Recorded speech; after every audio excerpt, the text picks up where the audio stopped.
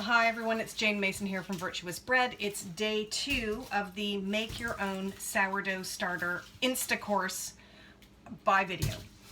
In the background, you'll hear my father dropping onions into a basket because we've just gone out and bought loads of onions, because you never know when you're going to need onions. And today is day 2 of making your own sourdough, back to our regular program. And if you remember what we did yesterday, made a rye and a wheat starter. And we put, for the rye starter, 25 grams of rye flour and 50 grams of water into a bowl.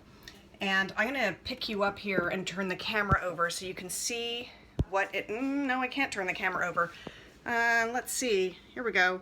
There you sort of see, it's separated. Can you see that? The water is floating on the top.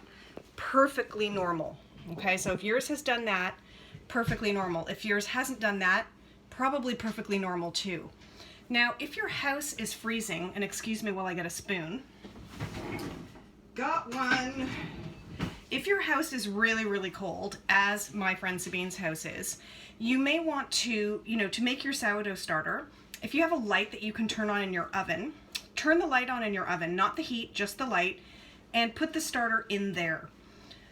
The heat from a light bulb is actually pretty intense, and it will be lovely and warm in there and perfect for making your sourdough starter come alive.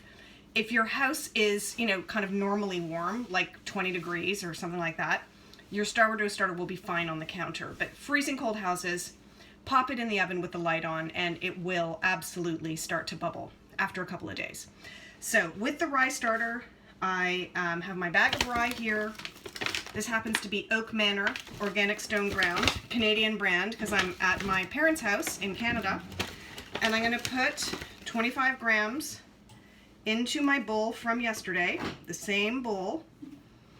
Okay, there we go, 25 grams, and I'm going to add 50 grams of water into my bowl. And so the whole thing totals 75. There we go.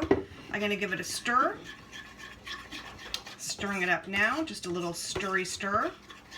You'll notice some bubbles on the top, but don't let that fool you. It is not ready for continuous existence. And I'm going to pop the plate back on the top and put it aside. I'm going to take the wheat one. This one looks very different. It's not as liquidy. So again, let me try and show you this. See what that looks like? So there are a few bubbles in there, but it's thicker. And it hasn't separated. The water isn't floating on the top. And with the wheat one, if you remember, it is the same amounts of flour and water. So getting a spoon again. Oops. And here I'm going to go, there we go. I'm going to do 50 grams, same as yesterday. I think I did 50 grams.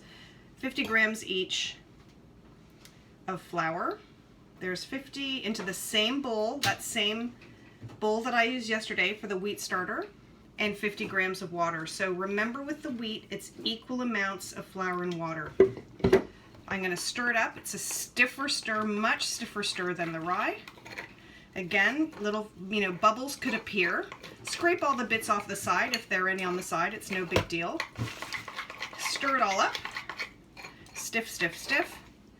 Okay, I'm going to scrape it off. I have washed my hands, of course. I wash them obsessively these days. Put the plate on the top, and that's it.